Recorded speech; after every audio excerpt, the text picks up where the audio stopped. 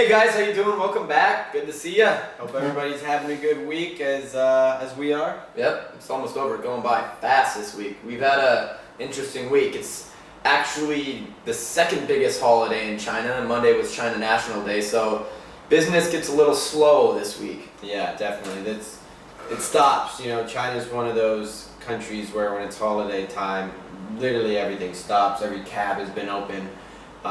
Which is a nice thing. Which is it's really, really nice because normally they're not.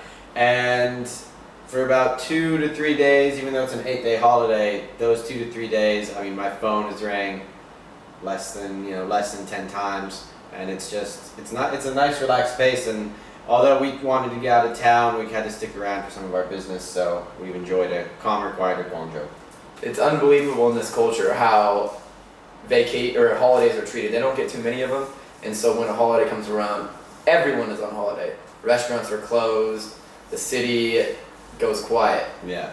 Which, when you're in China all the time, is kind of a nice, relaxing thing. It also gives you a little time to hang out by the pool. Yeah, definitely. Poolside's good here. Exactly. All right, guys, today we're talking about a pretty interesting topic. It always comes up when we're doing consulting calls when people are actually coming over here. And so today we're going to discuss the 5 things that you should remember before you come to China. Yeah, definitely. Tim just said consulting calls, these are pieces of advice we always give out that are definitely, we consider, I guess all the callers consider, really good advice, pieces of gold. And, we figured if you're following all these videos, then, we'll definitely toss this information out to you because, at the end of the day, it's all about helping our viewers. So, definitely, guys. The first one that we hope, we don't count this as number 1. This is just goes before everything, and that's a visa. I hope it's obvious that you need a visa to come into the China mainland.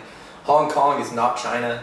You get a visa on arrival in Hong Kong. However, you need to have a visa just to fly to China. So I don't want you to be at the airport going, what's going on? Because you can't get on your flight to China. So obviously you need a visa. Next thing, we're just going to give a little reminder to everyone. If you're at all big, I'm about 6'1", but I'm pretty skinny. Actually, yeah, right.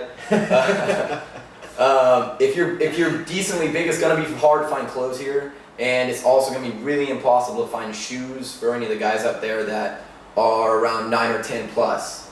So definitely remember that. Keep that in mind. Bring clothes, even if it's not winter. Bring winter clothes if you're decently big. Yeah, I'd say anybody above 6 feet and anyone with a shoe size above 10. You're kind of like in the big and tall section in the States, so it doesn't apply to me, but... Let me ask you this. Yeah. What is 6 feet in centimeters? 180 something centimeters, I want to say. Yeah, I think it's somewhere around there. Yeah, so I don't know what I am, but I know I'm not that. So just always remember, yeah, you're like big and tall if you're a little taller than average back in the States. Definitely. All right, going with number 1. Bank of America Debit Card, and why is that? Yes, Bank of America is the sister bank of China Construction Bank, so 0 ATM fees. How you use your debit card in the States, you can use it the same anywhere in mainland China, China Construction Bank. Which is super, super convenient.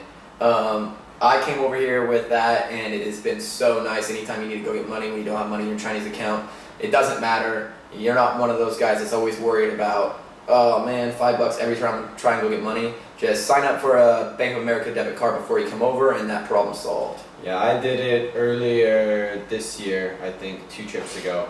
And when I first came to China, back when I was studying abroad, I had Wells Fargo. And yeah, $10 every time, because 5 from Wells Fargo, 5 from the Bank of China. So $10, and you're here for 6 months. You're doing an ATM pull twice a month. I mean, it adds up to over $100 pretty quickly, which in China, can get you going. This guy was actually transferring money into my account so I could pull it out from him because he didn't have a Bank of America account. So just remember that. Get a Bank of America account if you're going to be here for any amount of time, pretty much. Yeah, definitely. So that's always a really good one for people who are interested in moving over here. Open one of those accounts for sure. Number two, we combined 2 things. We just call them basic amenities, such as your basic medicines and your basic toiletries. Yeah. People will be surprised that it's hard to find deodorant here.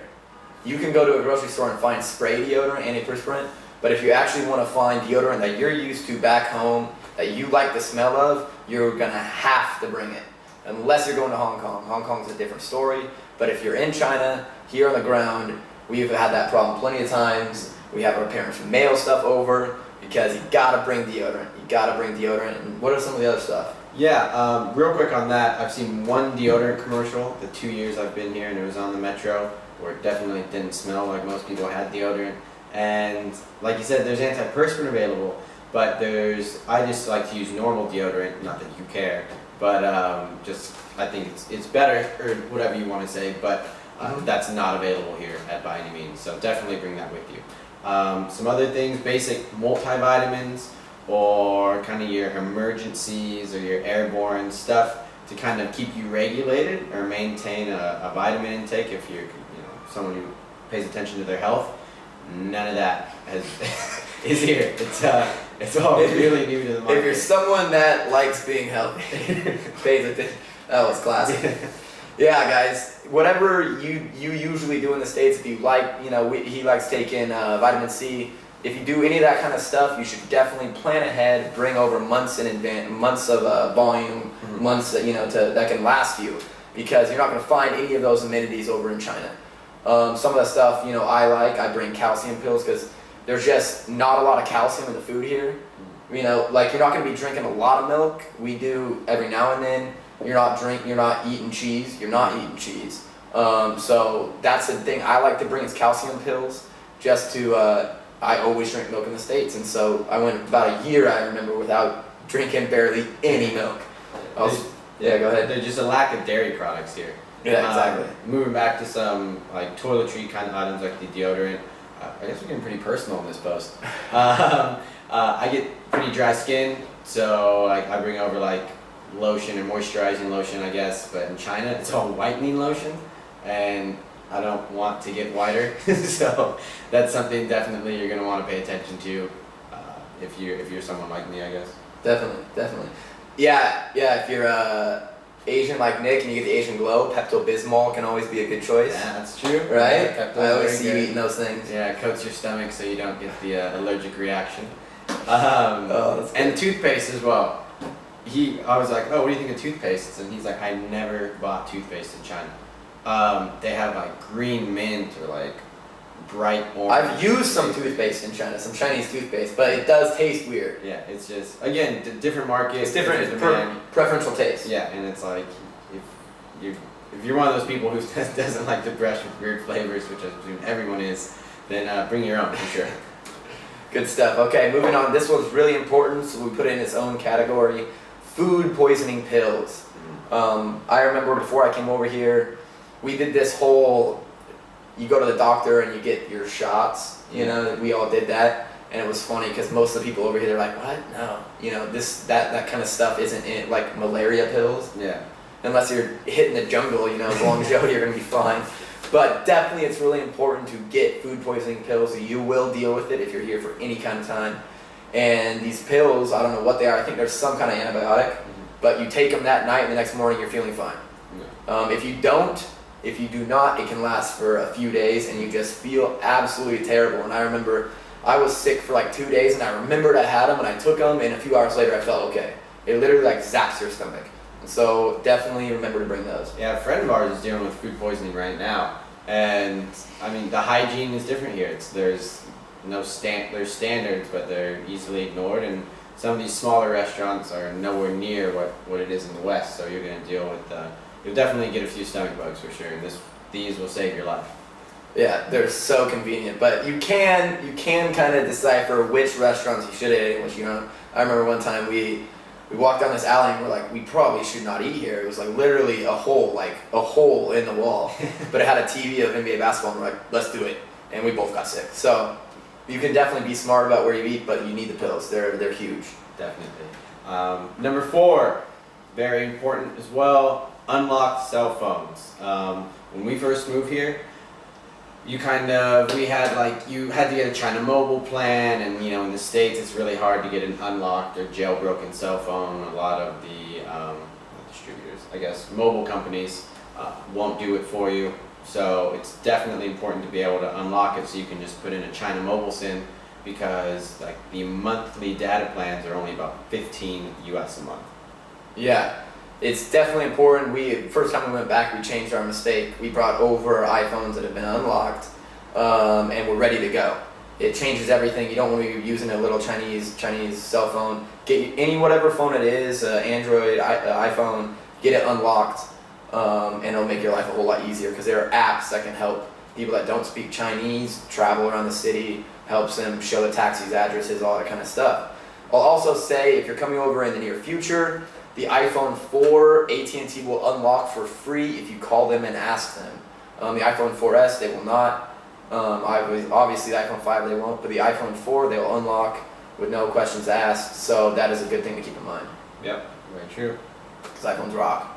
Anyway, last thing, and this is something that goes for traveling anywhere, is you gotta be prepared and prepped with knowledge of where you're actually going. Yeah, definitely. In specific to China, there's a website called echinacities.com, and you can visit city by city regardless of how big or how small it is. Yeah. It gives you basic information about the weather there, to the size of the city, transportation, things to see, places to eat. You don't really want to just. I remember my first time I was over here. I flew over here. I was with a lady, and I had a Lonely Planet book, and she was like, "Oh, can I read about my city?"